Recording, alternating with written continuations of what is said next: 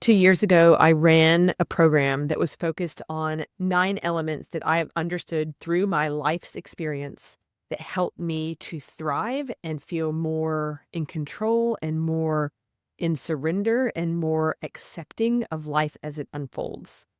These 9 elements of the framework are actually what I've written my book about. And when I finished the core component of my book, I, at the very last minute, added some information about gene keys and human design and astrology. And what I've realized is one of the reasons I haven't been able to finish off my book is that I actually needed to go back and add more information about this foundation. Because what I've come to understand is how much permission we have to embrace the life that we live, to embrace the individual that we are, to not try to change ourselves, to not try to be someone else or who we should be or who we think society wants us to be, but actually own our energetic design, to just find the beauty in the individual that we are. And that has to be a core foundation of thriving through connection. So when I created the Thriving Through Connection program 2 years ago that I ran, I was taking us through this process of pausing and becoming aware, finding our breath and creating nervous system regulation for ourselves, understanding the different layers of our being and how to connect into the intelligence that is there through meditation and connecting in. We looked at how we can support ourselves through nourishing ourselves and moving, not just physical movement, but actually moving through the edges, the constraints, the constrictions that we feel in our life. We talked about the importance of visioning and leaning into our imagination and our intuition. We also looked at how creativity and creating a reality through our thoughts is a core component. And then we looked at the importance of play and ultimately celebration, gratitude, and appreciation for the journey that's unfolding. So the Thriving Through Connections on Substack, the membership takes us through that arc. But what I am doing here through the Wildly Beautiful Life podcast today is sharing with you the very first masterclass that I'm sharing in the Thriving Through Connections membership. So I'm making it available free to you to help you understand your energetic design. We're focusing purely on human design in this particular episode. You will want to download your blueprint. You can find that at annemariegrace.com/unique. I go into all the details momentarily. You can press pause and do that. It's important to have that information in front of you as I unpack it. I've broken up Thriving Through Connections into 4 seasons. The first season being permission to be me. And so this laying of the foundations, this going through our blueprint, looking at our human design, looking at our astrological natal chart, and looking at our gene keys profile helps us lay the groundwork to then continue through the other 9 elements. I am super excited to share this with you. I hope that you'll enjoy today's episode. Shout out if you have any questions. I'm always keen to have a chat. All right, let's dive in. Hello and welcome. I'm so happy to have you here, and I'm so excited to share with you the journey that is about to unfold. From this week, I'm launching an entirely new program and membership that helps you to understand yourself in an entirely new way. And that is taking the lens of your soul's unique blueprint and really unpacking all of the nuance of what your soul has chosen for this lifetime for you to experience the gifts, the challenges, and the path that is there for you. And when you realize that this information is there and available, it gives you a compass, it gives you a blueprint, it allows you to see in reflection some of the things that have happened and understand why they've happened. Because truly, there is so much that can help us understand ourselves and truly claim, embrace, and feel absolute permission to own who we are, to be at peace with our makeup. And I cannot wait to travel down this path more deeply with you. I came across all of this in an unfolding over the past 20 plus years.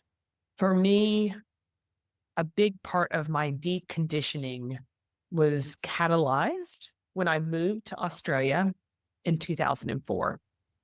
That shift from my home, from what I had known, to look at life through an entirely different lens, to have distance physically, energetically from what I had known, and to really explore, who am I? Who do I want to be? How am I going to become? What are the life experiences when you start with a blank canvas? So, absolutely, that was a big part of my unfolding, and it has continued throughout the years. And when we can look at ourselves through the observer's lens and see and make sense of our journey and understand that it's unfolding absolutely perfectly, there is just so much peace, acceptance, surrender, and openness to experiencing life as it comes. So, in this journey, we are going to be looking at a lot of different modalities, everything from psychology and neuroscience to the more esoteric fields of astrology, human design, and gene keys, to see how it all weaves together to create the experience that is you. Now, we're going to, week by week, be unpacking different elements of our astrological natal chart, our human designs body graph, and our gene keys profile. And it's kind of all going to be weaved together. You probably already know that you have a star sign, right? So I'm a Virgo. I was born September 8th. You might be an Aries, or you might be a Taurus, or you might be a Scorpio. You probably know what you are. You may have read the Sunday newspaper or the back of magazines that shares an astrological insight. But that is such a small piece of the puzzle that is you. You have your moon, which is your inner world and emotions. You have your rising sign. You have your intellect. You have what you love in life. You have so many gifts that have been imparted to you. And when we put on the lens of human design, when your soul entered your body, which is 88 days before your birth, you also were imbued with different energetics from that time as well. So you've got the first moment you breathe, where you're bringing in energies, bringing in some stardust that changes and shapes your life in a unique way specific to you. So we take those and then we look at it through the lens of gene keys as well, where we're looking at different frequencies of where are we when we are out of alignment, or when we're in stress, when we're in our shadow self, versus what is our gift when we're in alignment and when we are really feeling absolutely connected and transcendent. What is the city, the mastery level?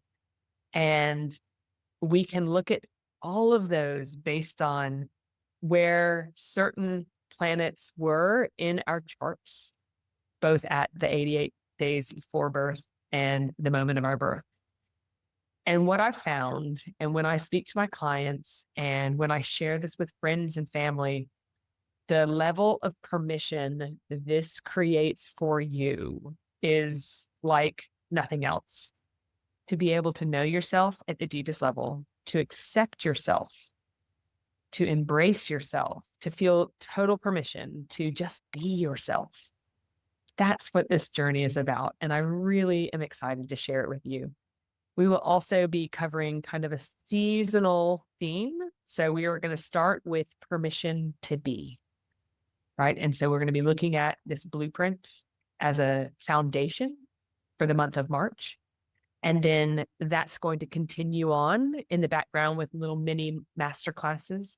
But then each month from March, we will be looking at a different area. So the focus for April is going to be on the pause, to look with awareness, to be the observer. Where am I today? Where do I want to go? What do I value? Who am I? In May, we will start looking at the breath and how the breath is our superpower, that we can use the breath to regulate our nervous system, unlike any other access point. And that when we create pause, we create space. And when we create space, we can listen.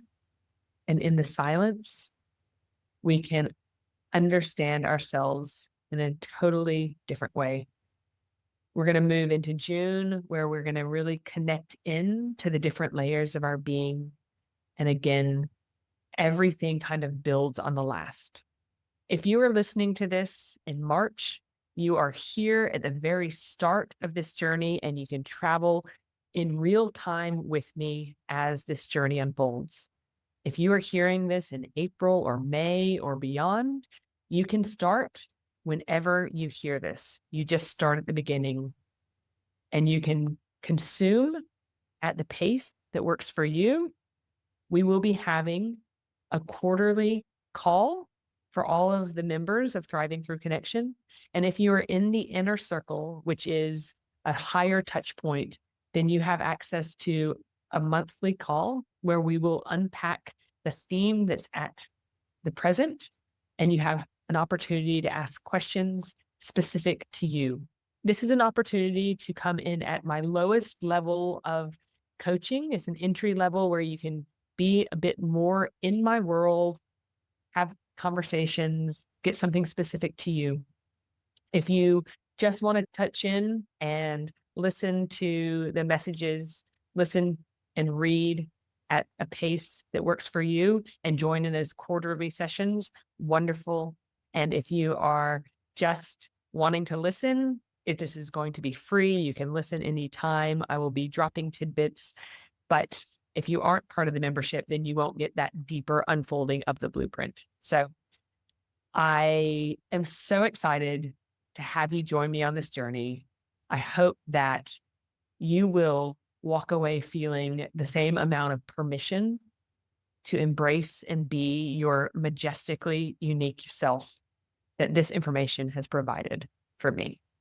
That's my wish for you. It's my wish for your children. It's my wish for your friends and family. We all deserve to feel complete and whole within ourselves, because within we are all complete and we are all whole. And you deserve to know that. You deserve to embody that. If I can help reduce the suffering that we create through our mind for just one individual, then this is worth this 10 times over. So thank you for being here. Thank you for sharing this with friends or family or anyone who needs to hear this. You're whole, you are complete. You have permission to be your unique, beautiful self. And the more we embrace that, the more we can create beauty in our own lives. And that ripple effect will be profound. So let's get started. Thanks for being here.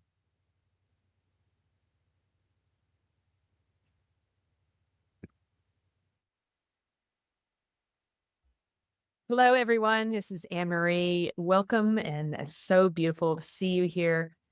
I wanted to start this week with a story. So last Thursday, I was playing tennis, and the woman who we were playing with mentioned as we were crossing over at one point that she had stayed up until 1 a.m. helping her son to complete an essay for English. Now, her son is 17, and she was sharing that he had written an essay and that it wasn't good enough.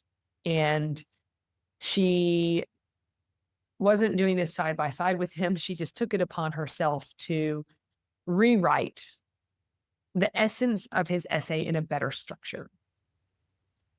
After she had walked away, I said to my partner that I had a hard time holding my tongue in that conversation because I didn't feel that that was assisting her son. In fact, I was feeling quite deeply for her son, thinking this poor boy who is feeling that he's not enough as he is.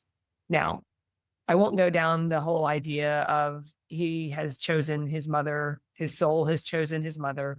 He has life lessons to learn from his mother. And I also still feel that that's hard, right? That's a challenge that he is going to have to find his voice and own his experience. But sitting with what his mother was doing, and I was looking at it from the lens of, and she feels very much 100% that she is doing the right thing by him. She is trying to support him. And I'm sitting there, and in my mind, I'm going, she must be an Aries rising, or she might be, and I'm processing, trying to make sense of her, which is what I do. I like to, in my mind, make sense of the people I'm interfacing with. Uh, and it reminds me again, that each of us has our own experience. We have our own gifts. Her son, and I was suggesting, I didn't say anything about her writing the essay for him, but I did say something like, well, how wonderful for him to feel supported to pursue the things that really do interest him. She was talking about some other aspects that she is is doing that I think is quite supportive for her son's development. But as parents, I think children can be one of our strongest teachers when we are ready to become the student. I know for myself, my son, my oldest son, has absolutely been one of my greatest teachers. For instance, when he was young, I parented very similarly to how I had been parented, which was a much more authoritarian style of parenting. And this is not to say anything against my parents, because I think that generation in general was much more authoritarian. And you do what you know. And for me, as a young parent, I did what I knew until I became more connected to myself and began to observe myself and begin to question the knee jerk reactions or knee jerk tendencies that I was having with my son. I didn't have the words for it at the time. I didn't have the words conditioning or patterning or, I knew that you are a product of your environment. I knew the nature versus nurture. But I didn't understand that we are so shaped by our upbringing. So we go in 7-year cycles, right? So from 0 to 7, our brainwave is in a slower pattern. We are more sponge-like.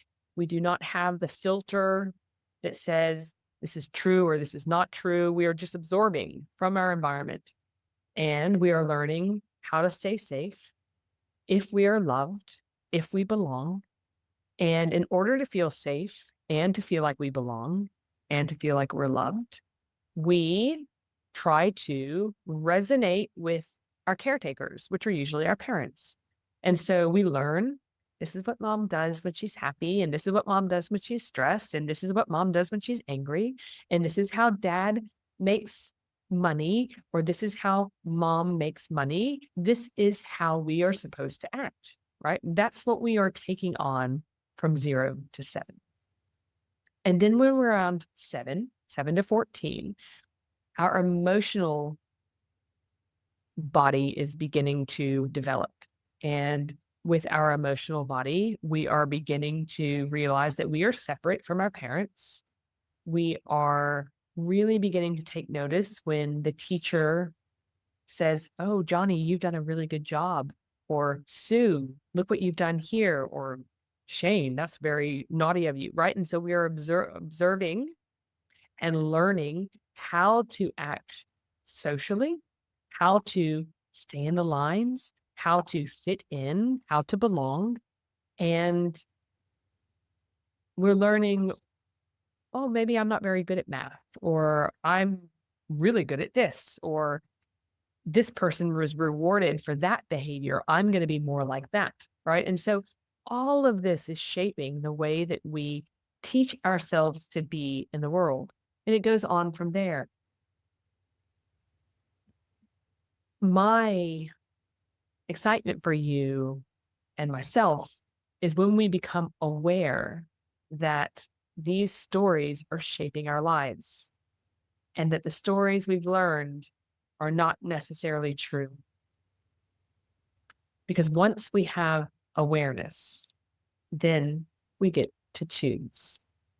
But before we go into that deeper, I want to turn your attention to your energetic blueprint that your soul chose when it started life here this time around on this plane. Now, if some of these words feel a little bit challenging for you, the concept that maybe you had previous lifetimes, the concept that you chose your parents, the concept that you chose the challenges and gifts that you're presented with in this life, I understand. I've been there myself. This is not what I was taught, and it might not be what you were taught. But if you can set aside the skepticism and be open to exploring the potential, exploring a different way of understanding and observing, that's where we can find absolute gold. And so I really want to request that you suspend judgment and just see. As you learn more about what your soul has actually chosen, you can decide if there's truth to it or not. And if not, I know that your journey will unfold just as it's supposed to. And if you feel like, there's something here, or I'm interested and I want to go deeper, then welcome. I can't wait for us to unpack and understand yourself in a totally new way. Okay, so what I would like for you to do at this point in time is head to my website at annemariegrace.com/unique. You can see the URL just here. And you're going to come to this page. And the saying is, they say that life doesn't come with a blueprint, and they were wrong. So it's time for you to get your own blueprint. What you need is your birth date, the time of birth, and your location of birth.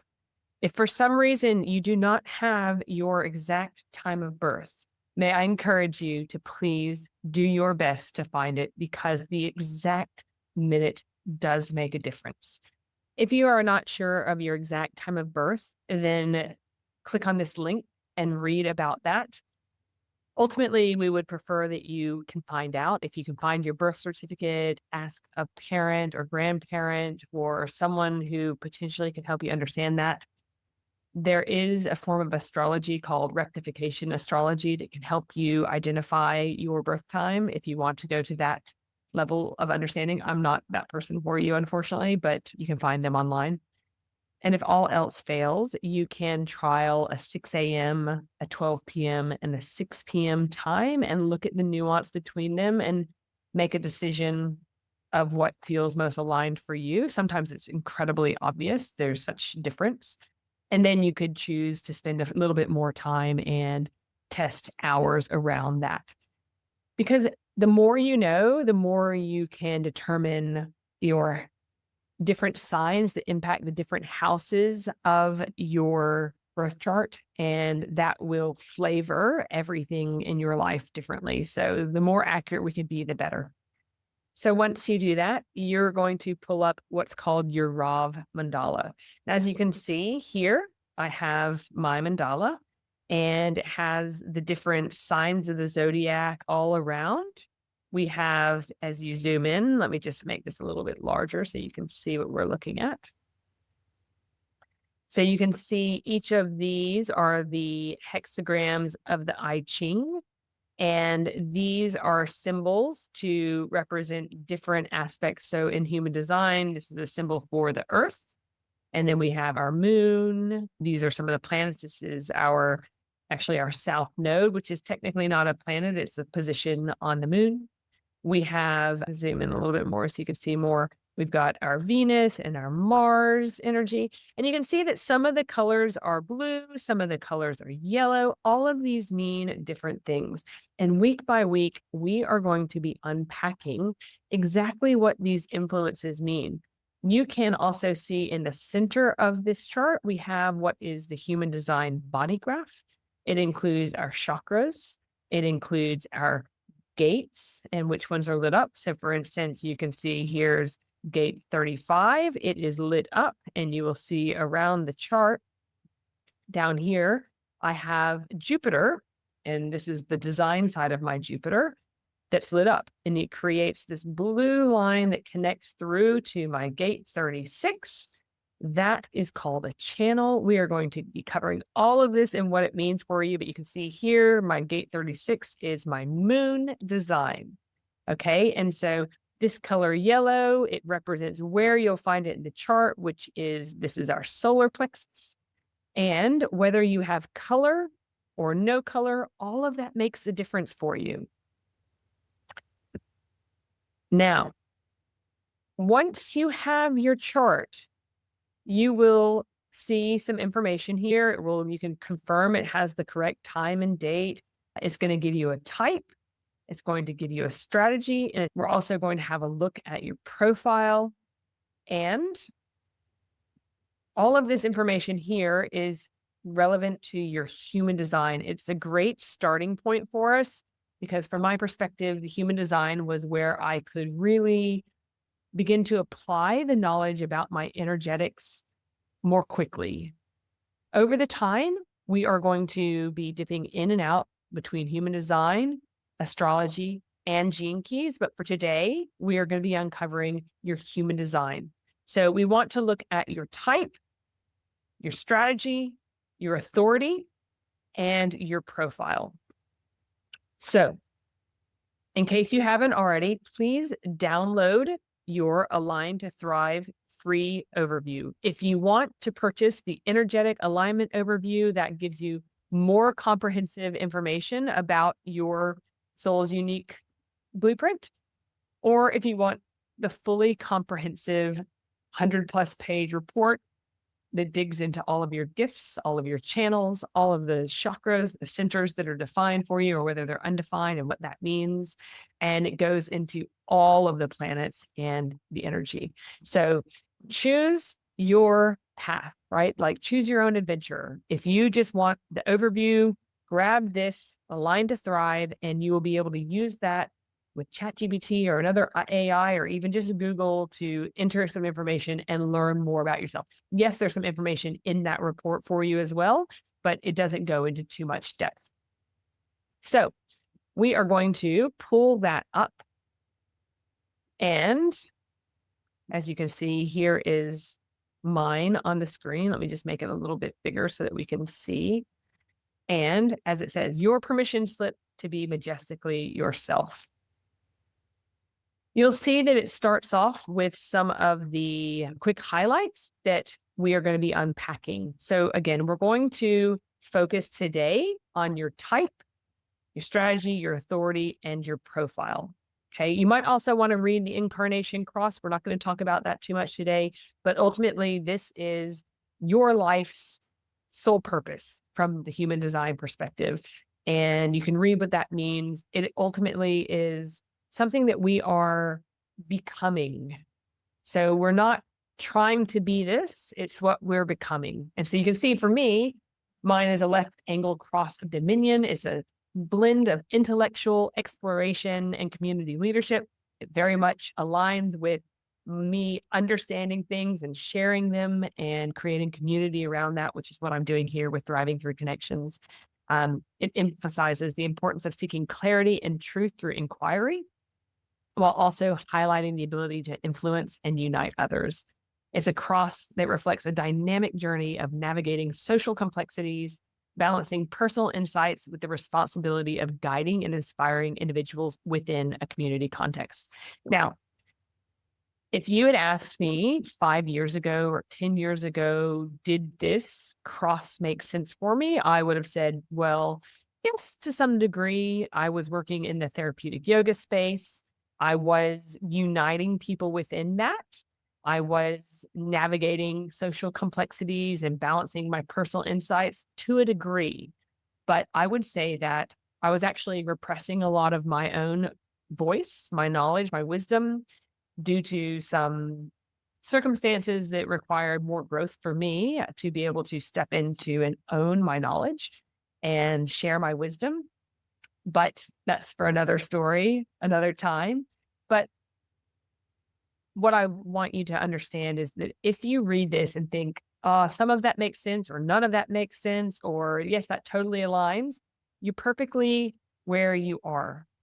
You are on a journey. We are all on a journey. There is no destination. You are on the path. And whether this lands perfectly for you now, or you can only understand a hint of it, know that you're exactly where you're meant to be. And there's nothing wrong. There's nothing that needs to be changed. And you are becoming this. Hey, so human design. Human design is a system for understanding your energy mechanics and how to make the best decisions in your life. And I feel like it's a really good place for us to start because for me, when I understood my 6-2, which is my profile, and when I understood that I'm a manifesting generator, that was when I truly felt that I had permission to step into the way that my energy naturally works, to not see it as flaws, to see the beauty in my unique path and to embrace that. So I really see human design as a great entry point, as a system of self discovery. It blends astrology, the I Ching, the Kabbalah, and the chakra system, as well as an understanding of quantum physics. And it's going to offer you an understanding of how you're energetically wired to interact with the world. It's going to help you own your innate strengths to understand the best decision making strategy for yourself. It can show you a little bit about your life purpose, and it provides an optimal way of navigating relationships and challenges. So we have 5 different energy types. The first is our generators. Our generators are the working bees of society. Our society has been built around generators. If you want to get something done, give it to a generator. And so long as it's something that really lights them up, they can just dive deep. They can keep going. They can be the individuals who work for 30 or 40 years in the same space, so long as they are inspired. So it's really important that they are lit up by the work they're doing. Otherwise, they will face burnout. So you need to ask yourself questions that are like this or that. Do you want this or do you want that?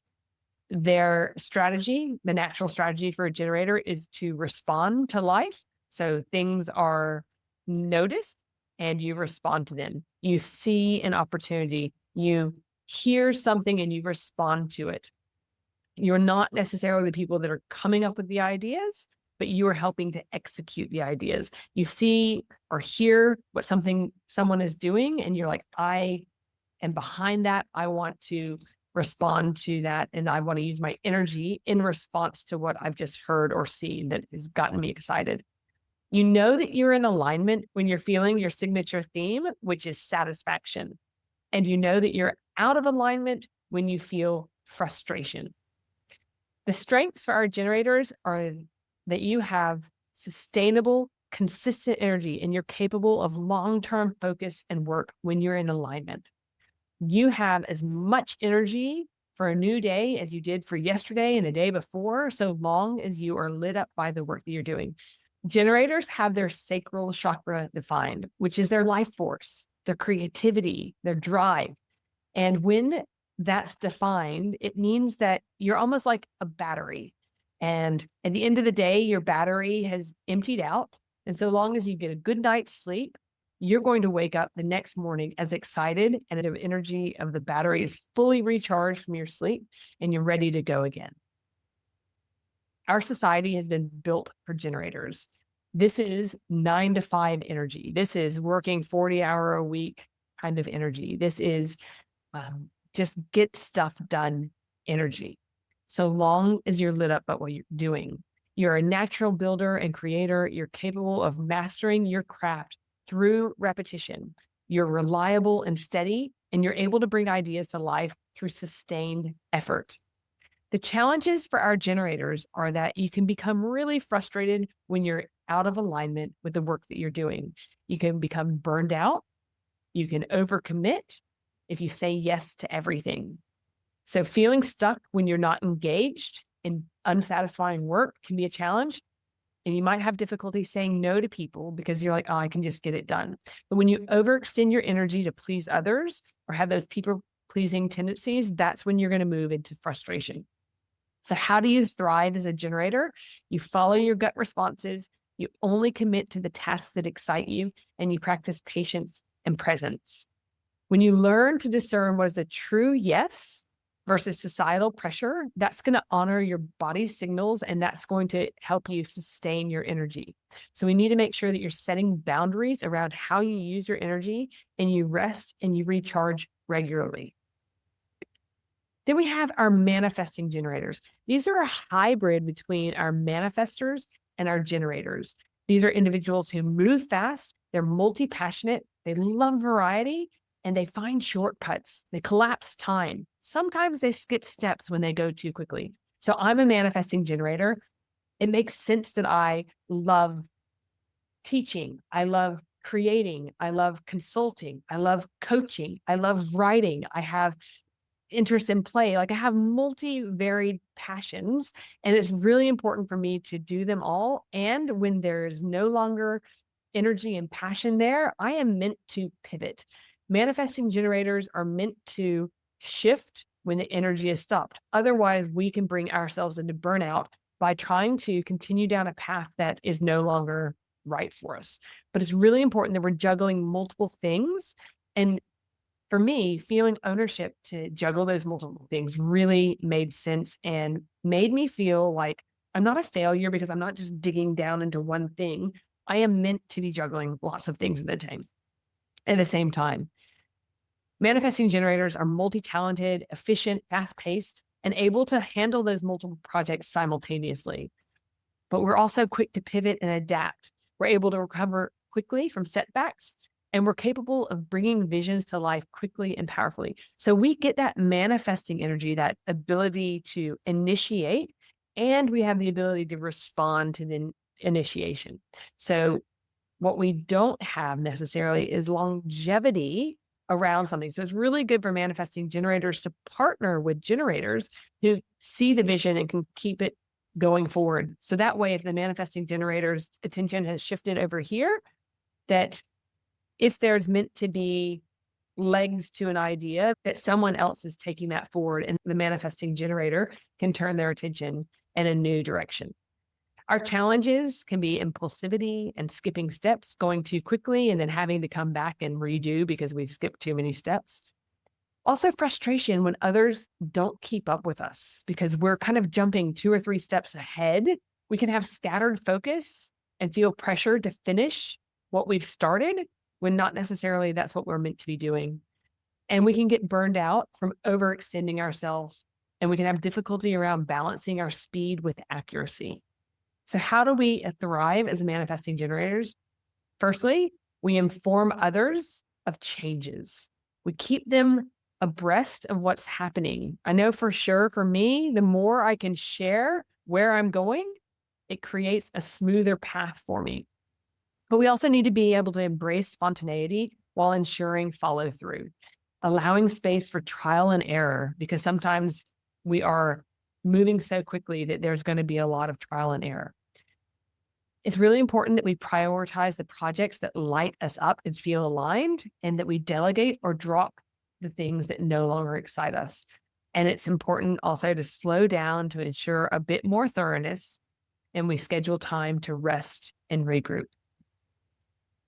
Then we have our pure manifestors. So let's just say the generators and manifesting generators are about 70% of society. They are our two energy types that have that sacral energy defined, that are going to have that consistency of energy, and they recharge overnight. The remaining 30%, our manifestors, our projectors, and our reflectors, these three do not have their sacral chakra defined, which means that their energy is not going to be consistent. It's not going to be reliable. They're going to need more downtime at times. They're going to, like a manifestor, work in really big bursts of energy. And it might be prolonged for, 2 or 3 weeks or 2 or 3 days of intensity. And then they need to come down, right? Okay, so when we look at our manifestors, only about 9% of individuals are manifestors. These are the initiators. These are the people who have the idea and need to go. They are going to find their tribe. The right people will connect with them, see their vision. They're usually future focused. And the manifestors just need to go and know and trust the right people will follow. And the people that don't understand them are not meant to. So our manifestors' strengths are they're bold and they're independent and visionary in what they see. They are really capable of initiating impactful change. They are able to move quickly and they create momentum for new ideas and projects, and they are pioneers of new paths. They can bring innovative ideas to life with minimal input. They're just going, right? My brother, he's super into Bitcoin. He is a manifestor. He needs to just go and not worry about what other people think. Bitcoin is a new and newish direction for currency. And most people still have no idea what's happening there. He is a front runner. He is a lead. He is meant to be ahead of the pack. And people will see what he's doing and follow. And some of them won't. Some of them will never be the people who follow that because they are in their own mindset about that. And this is too out there for them to follow. That is totally right for a manifestor. Don't worry about the people who don't see the vision. You see your vision. And the way that you can support yourself is to make sure you're informing people where you're going, not to ask for permission, not to change depending on what other people think, but just to let them know, because as you let them know, it creates more ease on your path. Okay. You need to work in short, sharp bursts, but also recognize that you're going to need downtime. Okay. And you are the leader, you are the initiator, and you have an ability to expand others' thinking. Now, your challenges are noticing that you're going to get resistance from people when they don't understand where you're going. Okay. Again, we're not asking for permission, we're just informing them. We don't want you to feel controlled or restricted, but you do need to let people know where you're going if you want the smoother path. Manifestors feel anger when they're not allowed to act freely. Okay. So when you're in alignment, you are going to feel peace. Everything is just going to feel like Zen. This is feel good. But when you are feeling resistance, when you're in stress, when things aren't flowing, you're going to feel anger. Okay. That's because you're not being allowed to act freely. And you might find that you isolate from others who don't understand your energy. You may feel misunderstood by others, and you might feel unsupported in your initiatives. So these are the challenges for the manifestors. So how do you thrive? As we've already said, inform others before acting to help reduce that friction. Trust your urges without seeking permission, and take time to rest after initiation. You want to maintain your autonomy, communicate your intentions clearly to prevent misunderstandings, and surround yourselves with others who do understand your vision. Make sure you're also creating time for yourself, by yourself, for reflection. Now, our projectors are the guides of the world. These are the managers, the strategizers, the people who see the big picture and want to guide the community down the path. These are insightful, perceptive individuals who are excellent at this big picture. Okay. They master optimizing systems and directing others' energy. They don't have a huge amount of their own energy. They are not meant to be leading from their own energy. They are meant to be guiding energy. They're really skilled at spotting inefficiencies and offering valuable solutions. The challenges for our projectors out there is feeling unseen or unrecognized, and then feeling bitterness when their advice is either ignored or uninvited. Projectors will also feel exhausted if they're trying to keep up with the generators out there. They are not meant to work with that consistent energy. And so they need to create boundaries for themselves around their energy output. Our projectors can feel isolated or overlooked and struggle to know when to share their insights when they are challenged. So, the strategy for our projectors is to wait for the invitation. When people ask your opinion, that's when you're meant to share. If you share early, you're going to potentially, most likely, face resistance because people don't want your input if they haven't asked for it. So, how can you thrive as a projector? Make sure to prioritize rest in your life. Regularly schedule it into your calendar. Go to sleep early, sleep later. You need more downtime than any of the other energy types. Wait for the invitation. When you want to share something, when you see something, if you share before you're invited, you're going to receive resistance. If you wait for the invitation, then you know the people want your opinion. You're going to feel really successful at being able to share your wisdom, to share your insights, and you'll avoid feeling the bitterness of not feeling valued. Make sure you focus on self care and align with people who recognize your gifts and embrace your role as a guide, not a doer. So, the more you can wait for that recognition before offering advice and cultivating patience in the waiting process, the more success you're going to feel. Okay. So remember, you don't create your own energy, but you're excellent at guiding other people's energy. Wait for the invitation. And finally, we have our reflectors. The reflectors are the mirrors of society. They are here to show others what the environment is experiencing. They are deeply intuitive, they're sensitive and adaptable. They have none of their centers defined, which means that they have no consistent energy. So they're going to have to experience the environment over time and let things settle before they know exactly what they want for themselves. This can provide a really valuable insight into a group dynamic. These individuals are very naturally empathetic. Now, understand only 1% of the world is a reflector. These are masters of adaptability. They are able to reflect and amplify what's happening around them.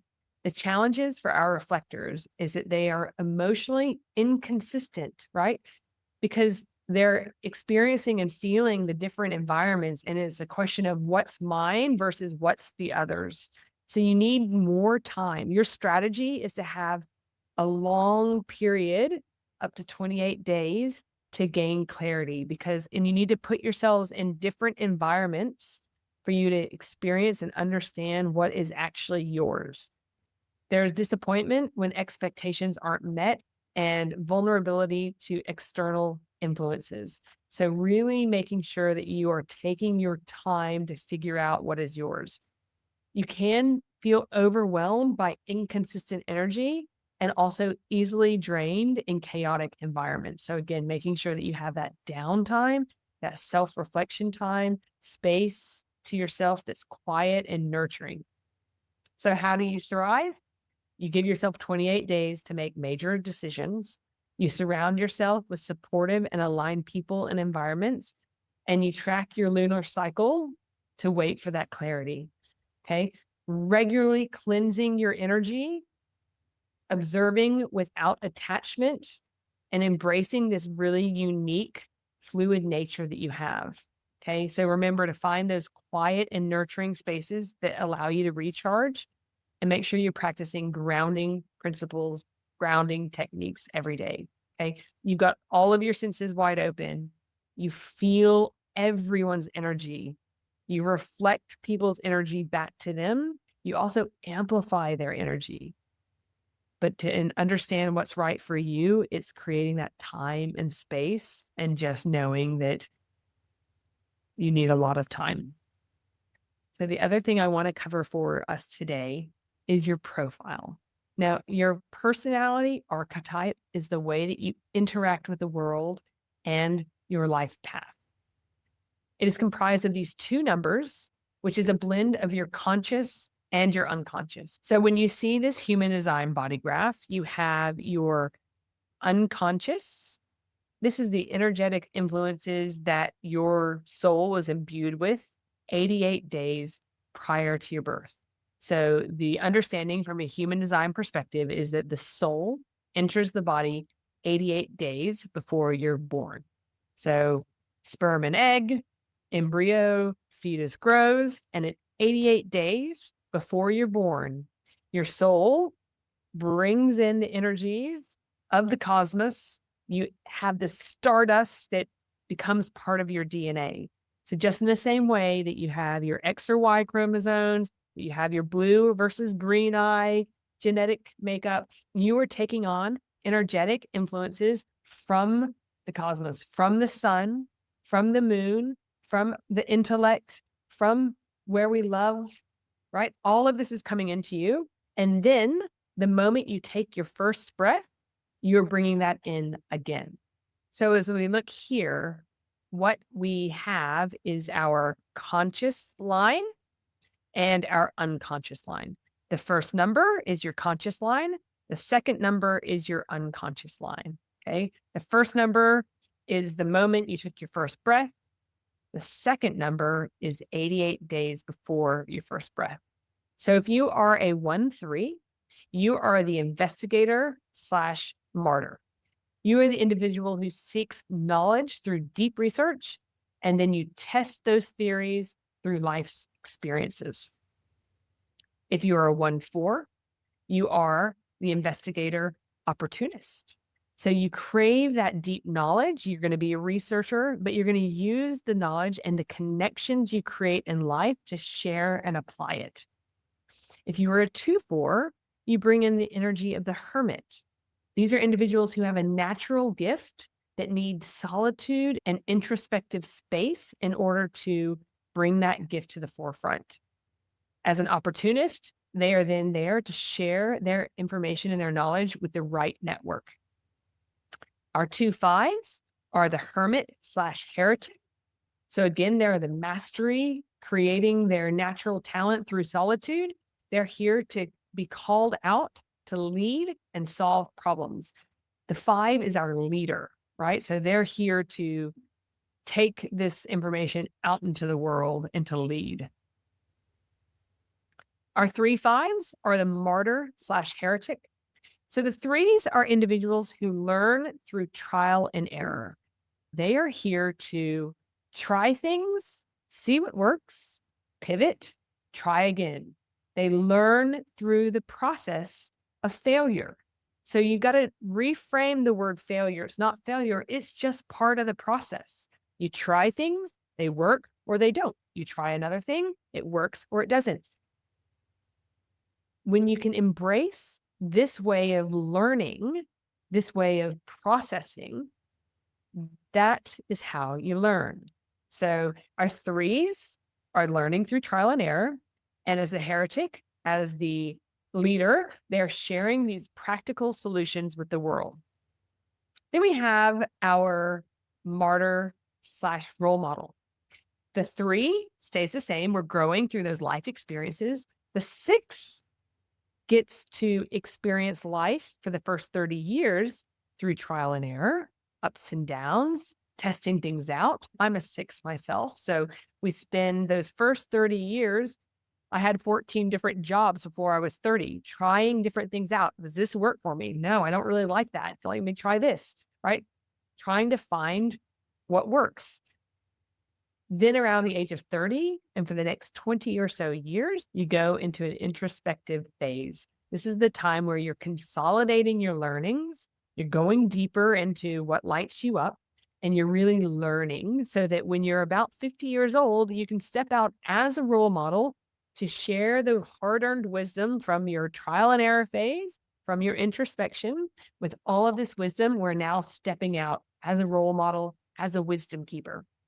So the 3-6 grows through life experiences and evolves into this wise guide.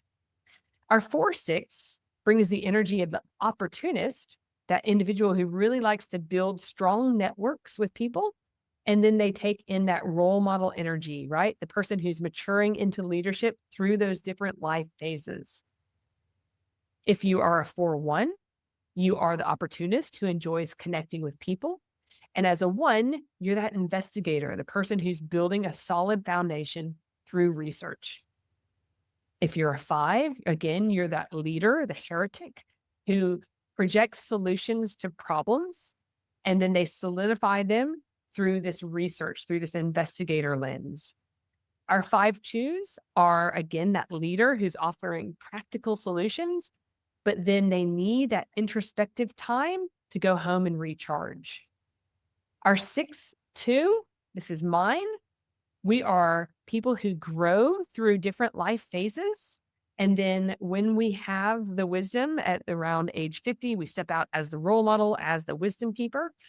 But we still need to find solitude so that we can recharge, have connection to that wisdom. And then finally, we have our 6-3s. They're the individuals who, again, gain wisdom through those life challenges, through the different phases of our lives. And the martyr gets to test and refine their ideas through experience. So when you understand and embrace your profile, it's going to help create more alignment to your natural design. This is going to empower you to live more authentically and more purposefully. For me, I really needed permission in my head to take the space that I want. I need a lot of downtime, a lot of time away from other people, a lot of time to read, to contemplate, to meditate. I need that space. When I create, I want that space away from the world so that I can be in the zone. Okay. And prior to understanding this about myself, I felt guilty for asking for that space. I felt like I shouldn't want or need that time to myself. This, more than anything, was my entry into coming back to myself, to owning my needs, to living by my design. Okay. I hope that today whet your appetite for just a small hint of what human design can offer you. Next week, we are going to look at the astrological influences and how they create a bigger picture. Because here's the thing, astrology underpins all of these. The energetics we've brought in from the moment of our birth and the 88 days before our birth, these energetics are as profound as the color of your eyes, the color of your hair, the color of your skin. It is all by design, and it is all beautiful. And I can't wait for you to understand it better, for you to embrace it and feel the same permission to be your majestic self. We'll see you again next time. Thanks for being here. I hope you enjoyed today's episode. We really only just scratched the surface of the very basics of what human design is all about. This is how we use our unique energy and how we make the best decisions for ourselves so that we can be in alignment and we can go down the path as easily and peacefully and beautifully as possible. Now, we are going to be covering so much more over the year to come. I'm just going to continue unpacking and unpacking and unpacking in the Thriving Through Connections with Anne-Marie Grace Substack account. If you want the videos, if you want the access to your blueprint and to watch me step by step go through this so that you can learn, because as I was telling a client, I like to teach people how to fish. Instead of you just going to an astrologer and getting some information, or going to a gene key specialist, or going to a human design specialist, I've weaved it all together, but I want to teach you how to understand your blueprint yourself, because that's where the real value comes. And when you understand it, you can understand your children's charts, you can understand your spouse's or your partner's chart or your closest friend's charts, and it just creates so much more ease in life and permission, so much permission to just be. And that's what I hope for all of you. So we're going to continue this seasonal theme of permission to be me over in Thriving Through Connections. If you're not a member, consider joining today. As mentioned, we are only just kicking off, so you are here at the very beginning. And if you want to continue this journey together with me, we will be having live connection calls, and it's a chance for you to ask your own questions directly related to your own blueprint. I'm super excited about this journey. So thank you for being here, and don't forget to share this episode or click subscribe so you don't miss anything in the future, and I'll look forward to seeing you again next time. If you'd like to understand your natural design, you can start by downloading your free Align and Shine Energetic Blueprint at AnnMarieGrace.com/unique. Thanks for joining me, and we'll see you again next time.